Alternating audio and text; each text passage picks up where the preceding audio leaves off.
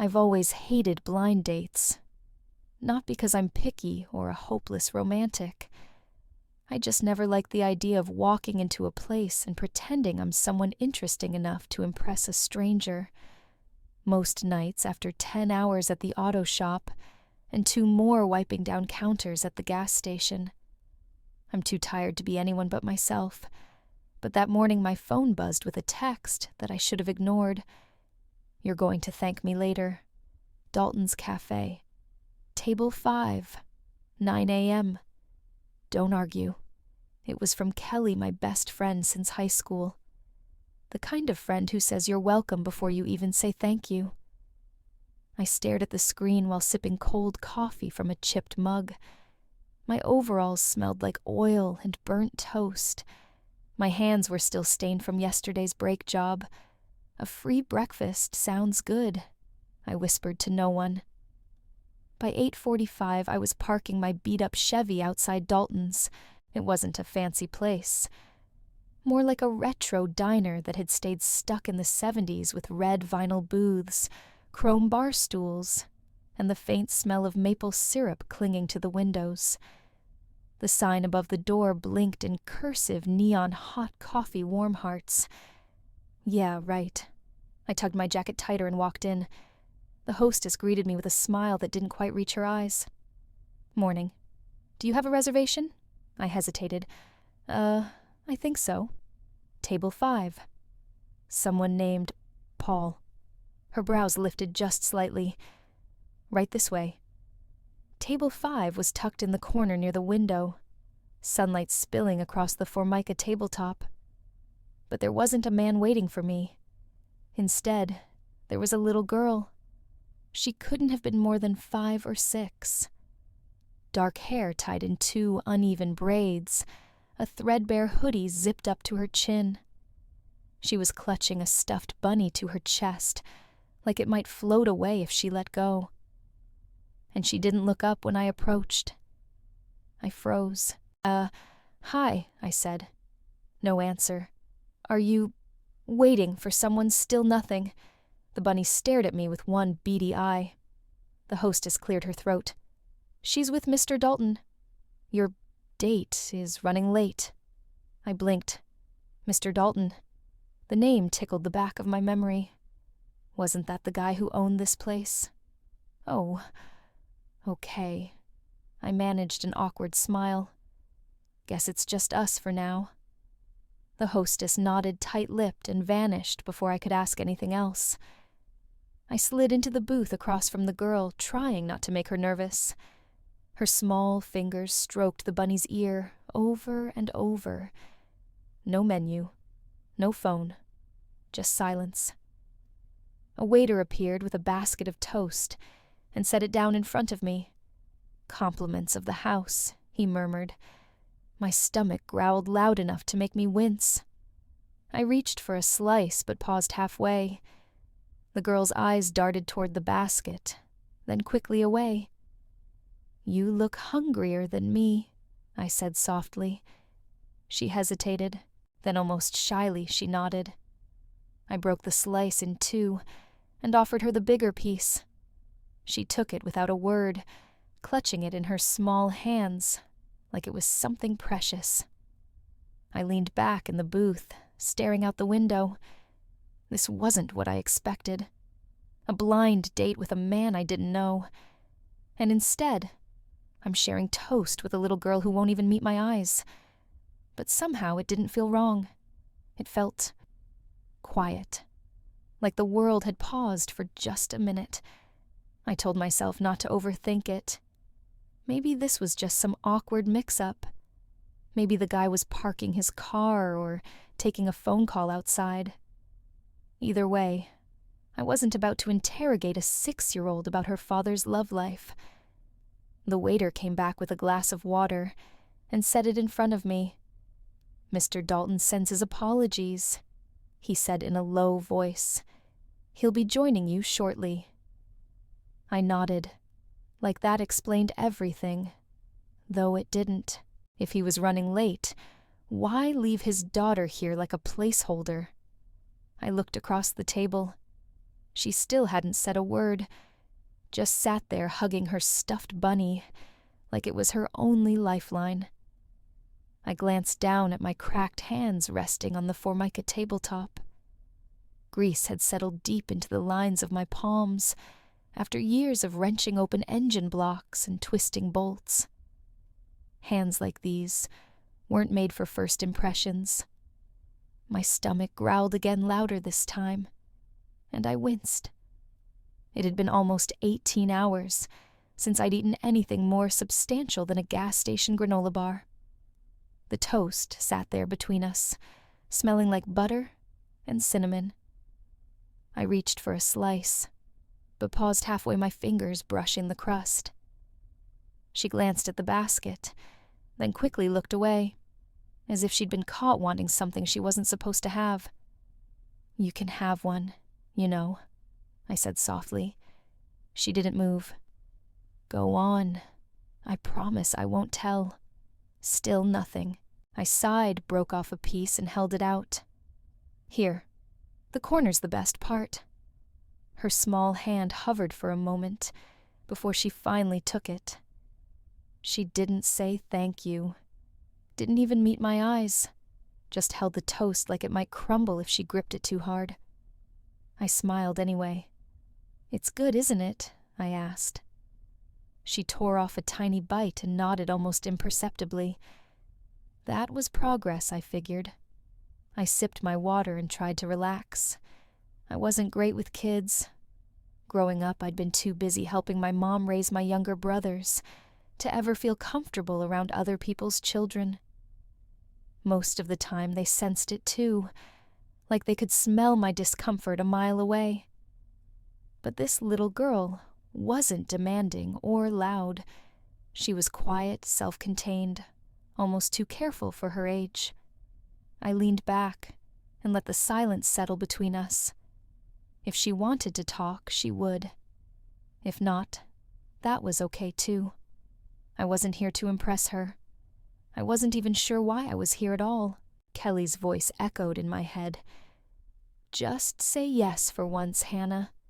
You deserve to sit down for a real breakfast." Maybe she was right.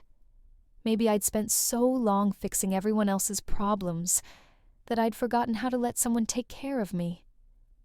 But looking at the tiny girl across from me, I felt my shoulders ease in a way they hadn't in years. She didn't see me as a project or a challenge. She didn't see me at all, really. And strangely, that was a relief. She took another bite of toast slower this time, savoring it like it was something rare. I smiled again and murmured, "You're a good sharer." Her lips twitched, almost like the beginning of a smile, then smoothed out as quickly as it came. For some reason, that tiny flicker felt like a victory. If I'd known who she really was, or that her father was watching us from across the cafe, I might have been more guarded. Or maybe I wouldn't have changed a thing. I watched her small hands as she smoothed the edge of the toast, brushing away crumbs with delicate movements. She hadn't said a word since taking it, but something about her quiet presence didn't feel heavy. It felt peaceful, in a way I couldn't name. A moment later, she reached into the pocket of her hoodie and pulled out a crumpled piece of paper. Flattening it carefully, she folded it in half, then in half again, her fingers moving with a practiced rhythm. I tilted my head, curious. "A paper plane?" I asked gently. She didn't answer, just creased the wings and pinched the nose, holding it up like a prize. I let out a small laugh. "That's a good one. Mine never fly straight. They crash nose first every time." For the first time, her lips curved, not quite a smile, but close. She pushed the folded paper across the table toward me. I blinked. "You want me to try?" She gave the faintest nod. I took the plane in both hands, turning it over like it might bite me. "Okay, coach," I said, with mock seriousness. "Show me how it's done." Her gaze softened a little, as she picked up another napkin and began folding a second one beside me. I watched, fumbling with my own. My folds weren't crisp. The nose was crooked, and when I launched it across the table, it flopped onto the surface like a stunned bird. See, I chuckled. Total disaster. That's when I heard it. A sound so small I almost missed it. A laugh. It slipped out of her like air escaping a balloon, soft, high-pitched, unguarded. She quickly covered her mouth with one hand, but her shoulders shook as though she couldn't hold it back. I felt a surprising warmth bloom in my chest. "You're laughing at me, huh?" I teased. Well, I guess I deserved that. She ducked her head, still hiding her smile, and went back to folding. For a moment, I just watched her, unsure why I felt so anchored to that booth, to her quiet laughter, to the simple act of folding paper. I remembered being her age, sitting cross-legged on a stained linoleum floor, trying to fold a piece of scrap paper into a flower for my younger brother. He'd cried earlier that day because I'd given him my last slice of bread, and he wanted to give me something in return. I told him, just fold me a flower, even though he didn't know how. He tried anyway. The petals were uneven, and the whole thing leaned to one side, but I kept it for years, until it crumbled away.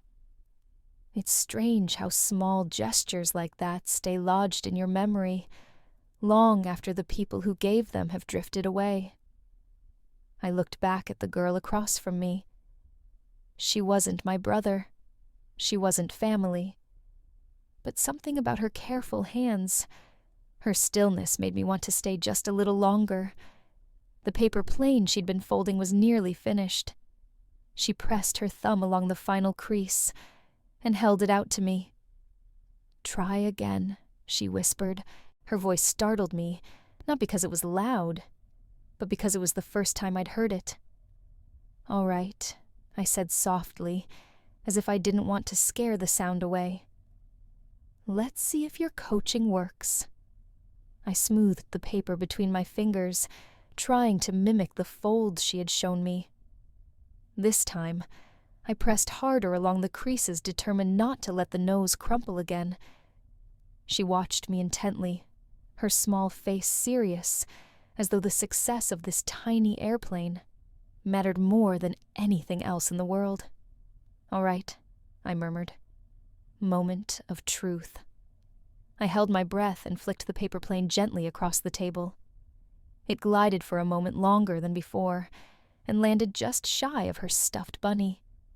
Not perfect, but better. Her eyes widened slightly. Then she reached out and picked up the plane, running her fingers along its crooked wing. "Better," she whispered. I smiled. Guess I'm improving with a good teacher. She didn't answer, but I could see the faintest curve at the corner of her lips. She turned the plane over, then reached into her hoodie pocket and pulled out another crumpled napkin. With deliberate care, she wrote something on it, in uneven letters. Sliding it across the table to me, she whispered again, barely audible over the clinking dishes in the cafe. "Try again." I stared at the words for a moment, my heart catching. Something about the way she handed me that napkin felt heavier than it should, like she wasn't just talking about the plane. I chuckled softly. "All right, kiddo, but don't laugh at me this time." Her lips twitched, and I swear it almost turned into a real smile. For the first time all morning, I felt my shoulders begin to loosen. The tight coil of fatigue in my chest started to ease. Maybe Kelly had been right. Maybe I did need this, a slow breakfast.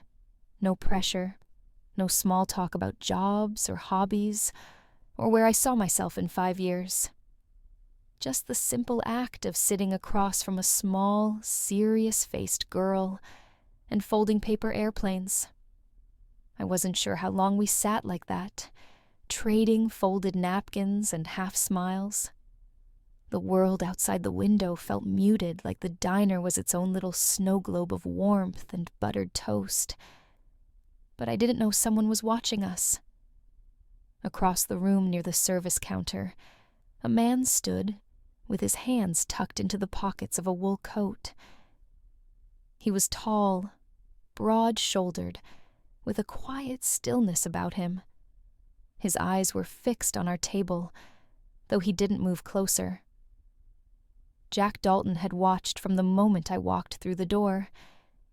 He hadn't planned this, not exactly, but when his daughter asked if she could bring her bunny to breakfast, and he saw her sitting there alone with a stranger, he'd decided to stay back, to observe.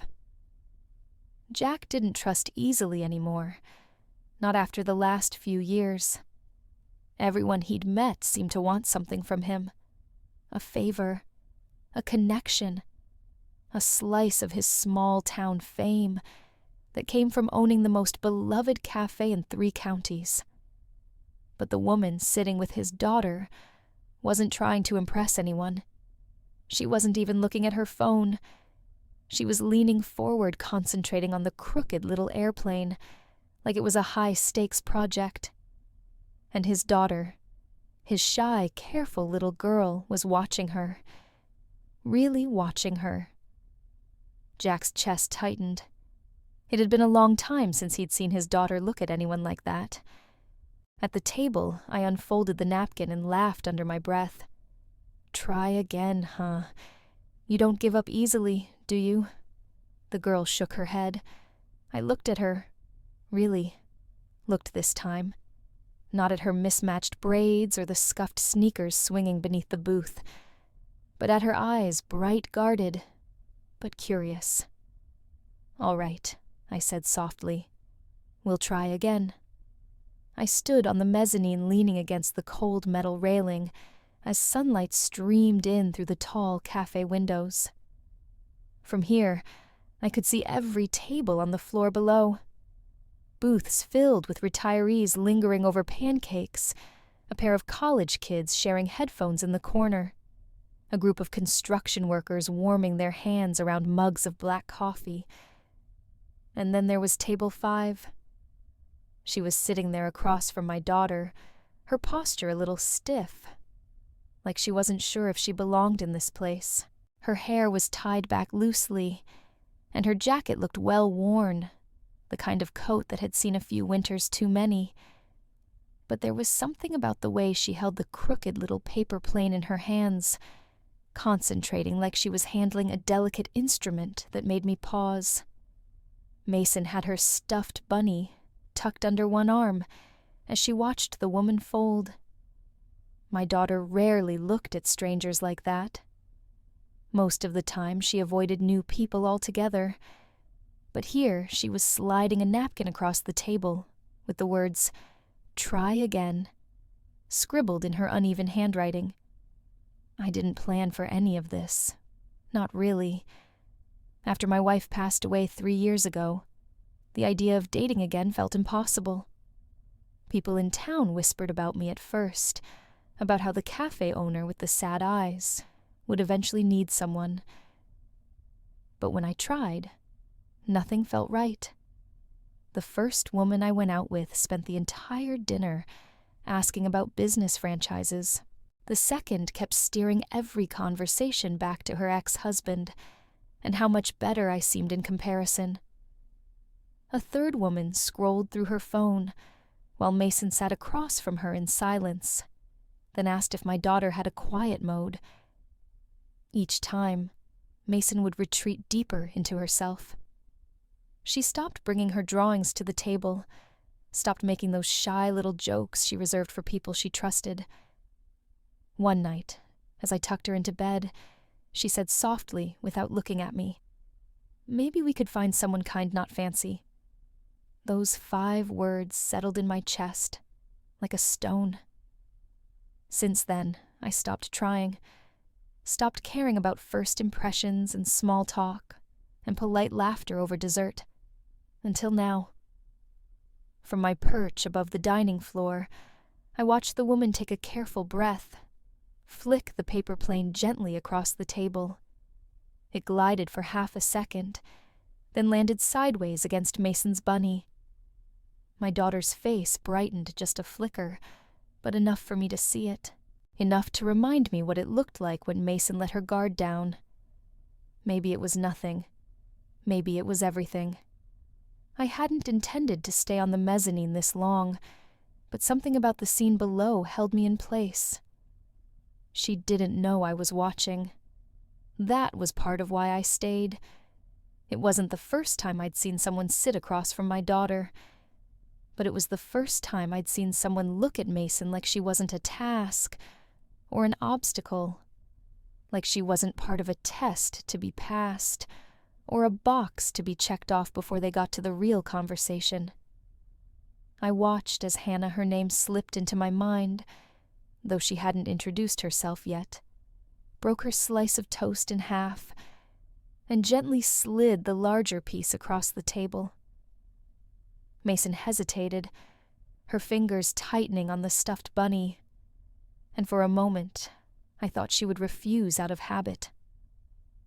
But then she reached for the toast and took it holding it in both hands, like it might disappear if she let go. A ripple passed through me. It was such a small thing, barely worth noting in another life. But in this one, where I'd seen woman after woman bring coloring books and iPads to distract Mason, where I'd watched polite smiles stiffen into impatience the moment my daughter asked for help tying her shoelace, that gesture felt enormous. My fingers curled tighter around the railing. There was a part of me that wanted to go down there right now, to introduce myself and thank her for seeing Mason.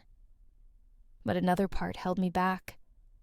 Hope and fear twisted together in my chest so tightly, I couldn't tell one from the other. I thought I'd stopped hoping years ago, the first time Mason said, "We don't need anybody else." Daddy, I believed her. It was safer that way, easier to build walls and keep the two of us cocooned in our routines. But now standing here, I felt something shift. It wasn't attraction. Not yet. Not exactly. It was curiosity. It was the slow realization that I wanted to know more about the woman who gave away her bread without a second thought, who didn't pull out her phone once, who let the silence settle around my daughter without trying to fill it. Down below, Hannah leaned back in her seat. She looked tired, not in the shallow way people say when they're bored, but in the deep way of someone who's been carrying too much for too long. And yet, even through that weariness, there was a softness to her, like she hadn't let the world make her hard. My hand stayed on the railing as I watched her take a sip of water and smile faintly at Mason. I didn't know if she would stay long enough for me to go down there. I didn't know if I even wanted her to. I glanced at the clock on the wall and felt my stomach sink. My break was almost over. I hadn't planned on staying long, but somehow time had slipped away. There were still grease stains under my fingernails, and the scent of engine oil clung to my jacket reminders of the work waiting for me back at the shop. Bills didn't care if you'd had a warm breakfast or shared a quiet moment with a stranger's child. They came anyway, loud and unapologetic. I shifted in the booth and looked across at her. She was tracing the seam of her stuffed bunny's ear, her toast long gone. The crumbs swept neatly to the edge of her plate. For a brief second, her eyes lifted to meet mine, and though she didn't speak, there was something in her gaze that stopped me. It wasn't distrust or fear or even shyness. It was a kind of stillness, like she was trying to decide if I was safe. I wanted to say something meaningful, something that would stick with her the way this odd little breakfast would stick with me. But the words wouldn't come. Instead, I fumbled in my coat pocket for a pen. The napkin dispenser caught my eye. I tugged one out, smoothing it flat against the table. My handwriting was messy, but legible enough. "Thanks for sharing your toast and your silence. You made my morning better." I paused, tapping the pen against the table. Should I leave my number? Would that be weird? Probably. After all, this wasn't my date. I wasn't even supposed to be here. With a soft sigh, I folded the napkin in half and placed it carefully by her plate. She didn't notice.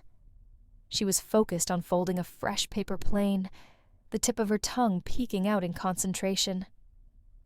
I smiled faintly and rose from the booth, pulling my jacket tight around me. The door chimed faintly as I stepped outside, the cold air biting my cheeks. I didn't look back. Maybe I should have. I didn't move until I heard the soft chime of the front door. By the time I stepped down from the mezzanine, she was already gone.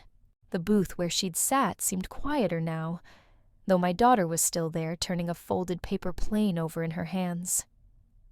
Mason didn't look up as I approached. She rarely did when she was deep in thought.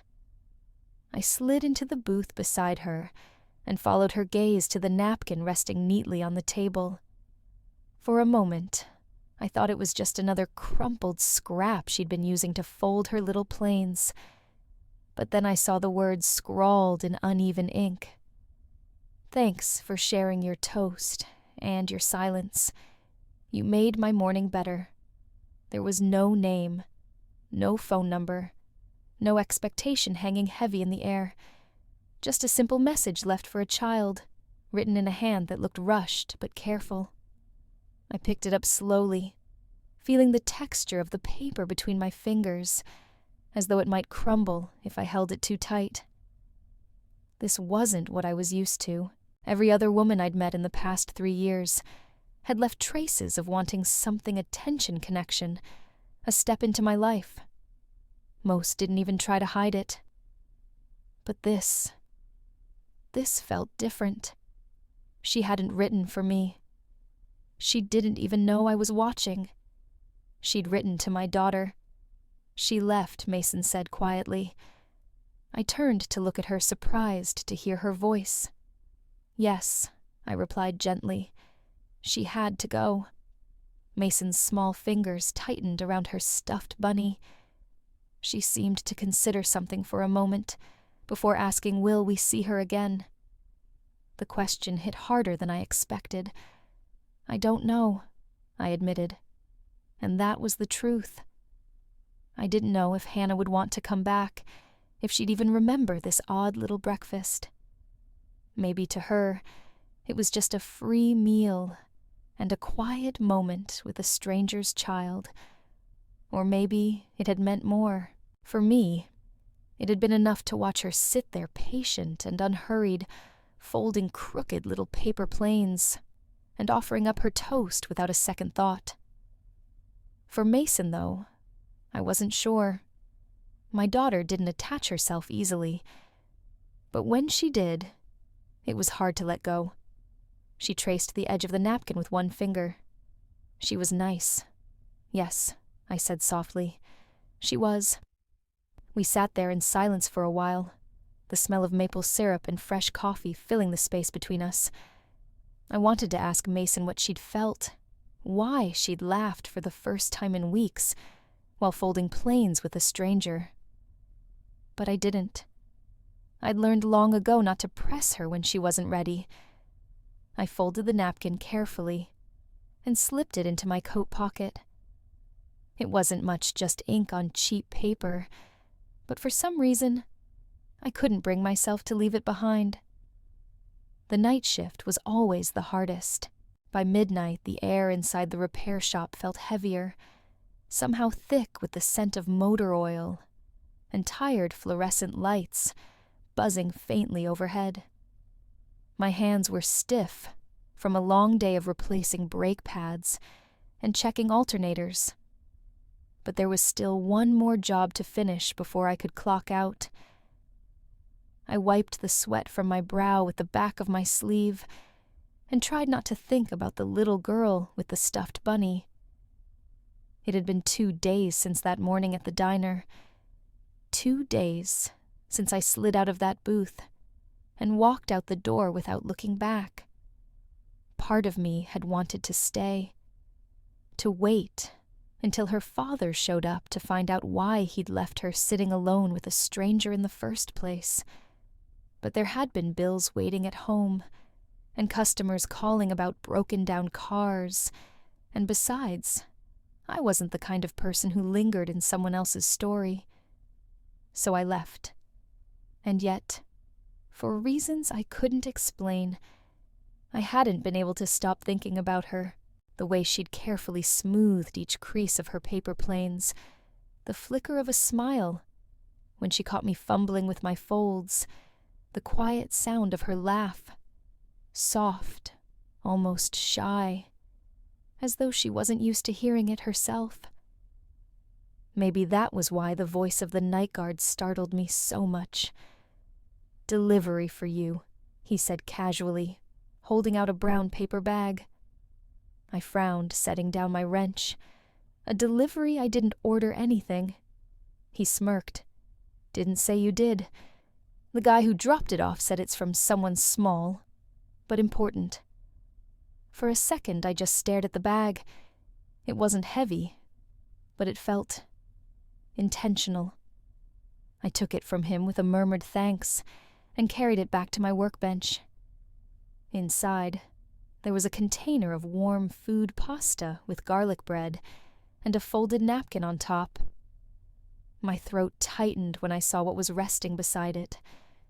A paper plane. Not just any plane, but one I recognized immediately. The folds were neater this time, the nose perfectly straight, and on its wing, written in blocky, uneven letters, were the words, "Always room for one more." I didn't realize I was holding my breath until my chest began to ache. There was no signature, but I didn't need one. It was her. Or rather, it was from her. Or maybe no, this wasn't her handwriting. It was too clumsy, the letters too large. It was Mason's. I sat down slowly on the edge of the bench, my work gloves still on, staring at that little plane, like it was made of glass. It wasn't just a gift. It was an invitation. I turned the paper plane over in my hands, tracing the creases with my thumb. The words written on its wings stared back at me like a quiet promise. Always room for one more.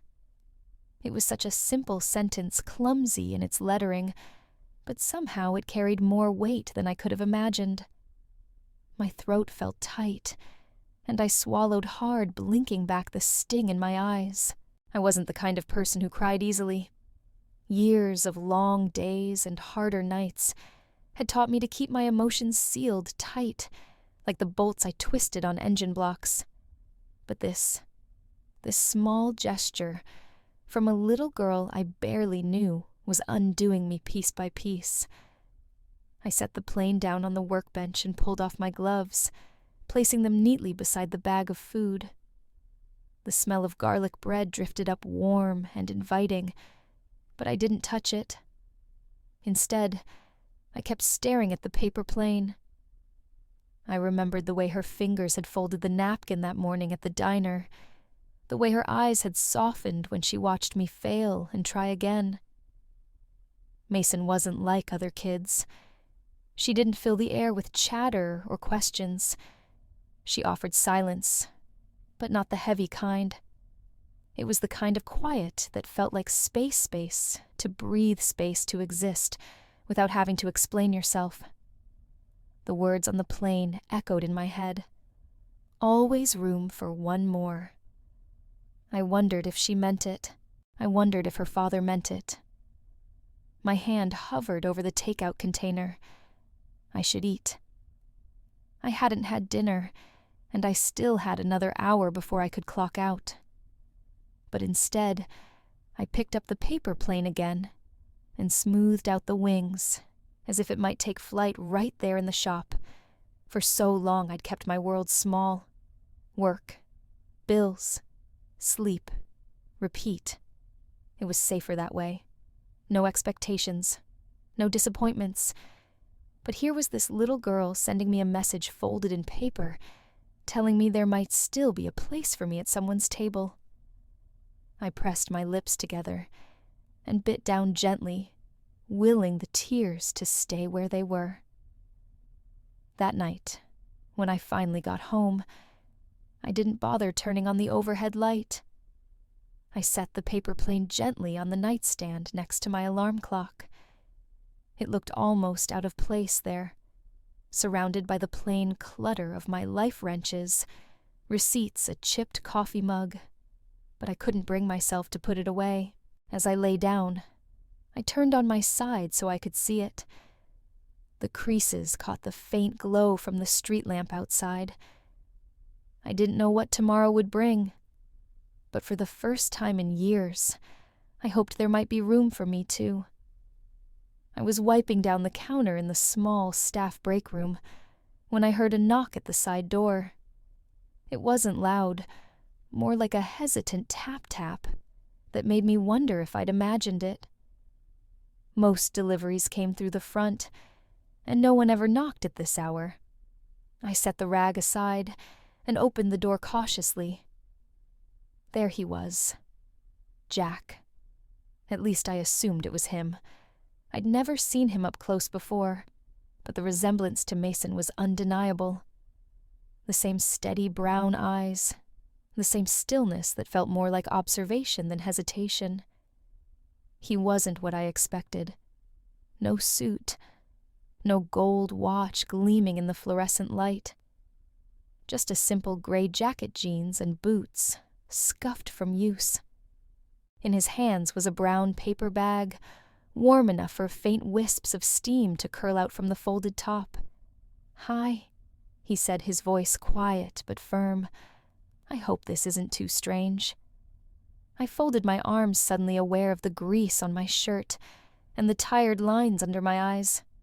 "Depends," I said cautiously. "What's in the bag?" "Dinner," he replied, and an apology. I should have introduced myself that morning at the diner. Something tightened in my chest. "So you were there?" He nodded. "Watching, not judging. Just watching." I let out a small, incredulous laugh. Was this some kind of test? "See if the scruffy mechanic lady would be nice to your kid before you made your entrance." His brow furrowed. "No, it wasn't a test. It was a thank you." I blinked. For what? For sitting with her. For sharing your toast. For folding those little planes like it actually mattered. His words sank in slowly, like warm water, filling a cold cup. I wanted to be angry, to tell him that it wasn't fair to let someone walk into a situation blind. But the truth was, I hadn't felt judged that morning. I hadn't felt like a participant in someone else's game. I just felt seen. Jack shifted the bag slightly in his hands. "She asked me if we could bring you dinner. She picked the cookies herself." Cookies. I could almost see Mason's small hands arranging them neatly in a row. I exhaled a long breath I didn't realize I'd been holding. "You didn't have to do that." "I know," he said softly, "but I wanted to." For a long moment, I didn't say anything. The break room smelled faintly of coffee that had been sitting too long on the burner, and somewhere down the hall, a nurse was humming to herself. But all I could focus on was the man standing in front of me, holding out a simple brown bag, as if it weighed more than bricks. I wanted to keep my walls up, wanted to tell him I didn't need his food, his gratitude, his quiet eyes that seemed to see straight through me. But something in his voice, low, steady, almost careful, made it hard to cling to my practiced indifference. "You know," I said finally, "this feels like the start of a fairy tale. The lonely mechanic meets the mysterious man in a cafe. He watches her with his daughter, And then one day he shows up at her workplace with dinner. Sounds like a setup to me. Jack didn't flinch. He didn't smirk or protest. He just shook his head once. "It's not a fairy tale," he said gently. "It's just a seat at the table." The words settled between us like warm air on a cold night. A seat at the table. Not glass slippers. Not golden invitations. Just the idea of sitting down, being welcome, being seen. My lips twitched before I could stop them. Then, maybe, "I'll join you," I said softly. His shoulders relaxed just slightly. And in that moment, he didn't look like a man who owned a cafe or carried the weight of a quiet life. He just looked like a father. One who wanted his little girl to laugh more often. One who was trying carefully to open the door to someone new. I took the bag from his hands. It was warm, and I could smell cinnamon sugar from inside. "Tell her I said thank you," I murmured, "for the cookies and the plane." He nodded. "She'll be glad to hear that." Neither of us said anything else. There didn't need to be more. That night, as I sat on the edge of my bed with the paper plane resting gently in my palm, I found myself wondering what it might feel like to belong at a table that wasn't mine. The diner looked different in the morning light. Or maybe I was the one who felt different as I pushed open the glass door and heard the soft jingle of the bell overhead. The warmth hit me first, carrying the scent of pancakes and fresh coffee. Sunlight spilled across the checkerboard floor, glinting off the chrome edges of the stools. For a moment, I hesitated near the door. This wasn't my usual kind of place. I wasn't someone who belonged in cozy booths or in quiet corners with smiling families. But then I saw her. Mason. She was standing at the edge of a booth, her stuffed bunny clutched in one hand. When her eyes found mine, they lit up in a way that caught me off guard. She didn't smile, she rarely did, but her small feet moved before I could even take another step. She ran across the diner, her sneakers squeaking against the tiles, and before I knew it, her arms wrapped tight around my waist. For a second, I didn't know what to do. My hands hovered awkwardly, then slowly settled on her small shoulders. The hug was quick and shy over almost as soon as it began, but it was enough to send a strange warmth rushing through my chest. "Hey, kiddo," I said softly. She looked up at me, her dark eyes calm, and simply nodded as if to say, "You came." Jack stood nearby, watching quietly. He didn't smile, but there was something in his gaze that felt lighter, less guarded than the night before. "Glad you found us," he said. "Me too," I murmured, and for once I meant it. We sat in the booth together, Mason sliding in first, setting her bunny carefully on the seat beside her like it deserved its own place at the table. The waitress came by and set down 3 menus, but Jack pushed his aside. "We'll have the usual," he said. "Usual," I asked, raising a brow. He smirked faintly.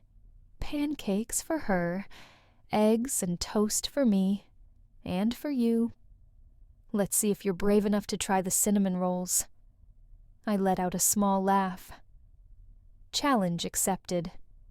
Mason glanced between us, then reached for the little metal basket of jelly packets in the center of the table.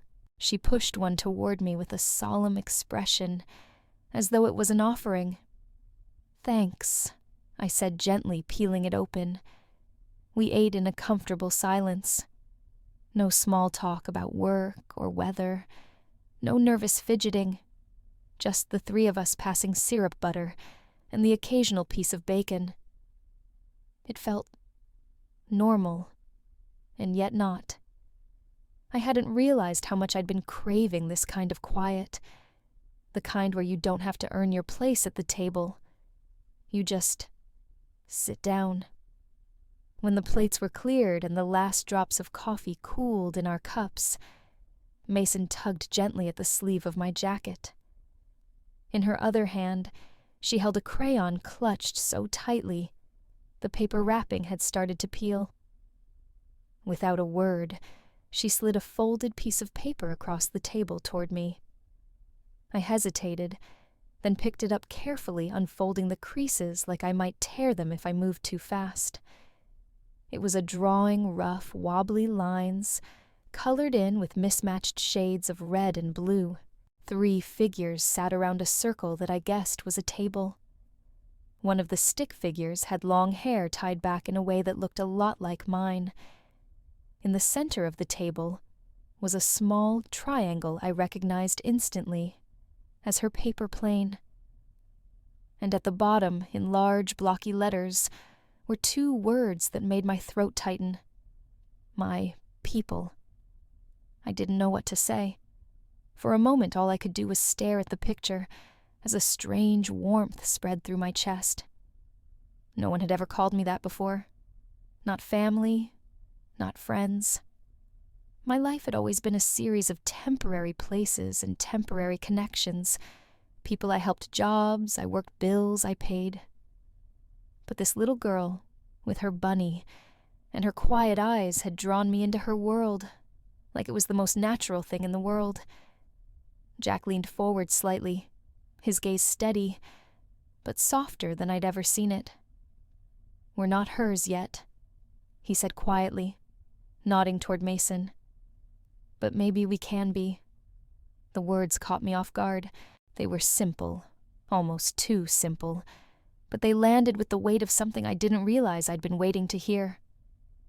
I looked back down at the drawing, tracing my finger over the blocky letters. My people. It wasn't an invitation. It wasn't even a promise. It was just possibility. Maybe I whispered back. Mason's small hand reached across the table to touch mine. I didn't flinch. For once, I didn't feel like I needed to. We sat there in silence, the 3 of us, as if we'd been doing it for years. And for the first time in a long time, I felt like I wasn't sitting at someone else's table. I was exactly where I was supposed to be. I stood at the edge of the porch, with a brown paper bag in my hands, staring at the faded blue paint on the front door. The morning air was cool against my cheeks, carrying the faint smell of wood smoke from somewhere down the street. I could hear faint laughter inside the house, a light sound that tugged at something deep in my chest. Part of me wanted to turn around to take the bag of breakfast sandwiches back to my truck and drive off like I'd never been there. This wasn't my place. These weren't my people. And yet, my feet didn't move. The door opened before I could knock. Jack stood there wearing a soft gray t-shirt and jeans, no apron, no cafe polish. He looked like a man who'd been waiting, though he didn't say that. He just stepped aside and said softly, "You came." I nodded, gripping the bag a little tighter as I crossed the threshold. The house was warm, not just from the heater, but in the way sunlight spilled across the hardwood floor, in the way the faint scent of cinnamon and sugar clung to the air, as if someone had been baking. Mason was already sitting at the kitchen table, her bunny propped neatly in the chair beside her. She looked up when I walked in, her small hands gripping a crayon, and without hesitation, she pointed to the empty chair across from her. "That one's yours," she said in a quiet voice that carried more weight than I expected. I froze for half a second. Something about those words sent a strange ache through my chest. I set the bag on the counter and hung my jacket on the back of the chair she'd pointed to, moving slower than I needed to. Jack poured 3 mugs of tea, placing them carefully on the table without asking how I liked mine. Somehow, he already knew I'd take it plain. We ate without hurry. Mason peeled the crust from her sandwich and offered it solemnly to her bunny, then turned her focus to the paper in front of her, drawing careful loops with her crayon. Jack handed me a small plate of sliced pears, and I took one, surprised by how easy it felt to sit there. It didn't feel like I was intruding, even though part of me still whispered that I didn't belong. The quiet wasn't awkward. It was the kind of silence that felt full, like there wasn't anything left that needed to be said. After a while, Jack rose from his chair and reached into a high cupboard. He pulled out a clean ceramic plate, white with a faint chip at the edge, and set it down on the table beside my mug. His hand rested on the edge of the plate as he said, voice low but steady, "This plate's reserved, if you want it." The words were simple, but they landed in my chest with the weight of an anchor. For years I'd been moving too fast to sit at any table long enough to call it mine. I looked at the plate, then at Mason, who was watching me with her wide, unblinking eyes. There was no pressure in her gaze, no expectation, only quiet curiosity. I let out a slow breath I hadn't realized I'd been holding. "Maybe I do," I murmured, and for the first time in years, I meant it. The morning light had shifted by the time we finished eating. It spilled in through the kitchen curtains, soft and golden, catching the faint edges of steam rising from our tea mugs. Mason was quiet, her crayon scratching softly across the paper in front of her.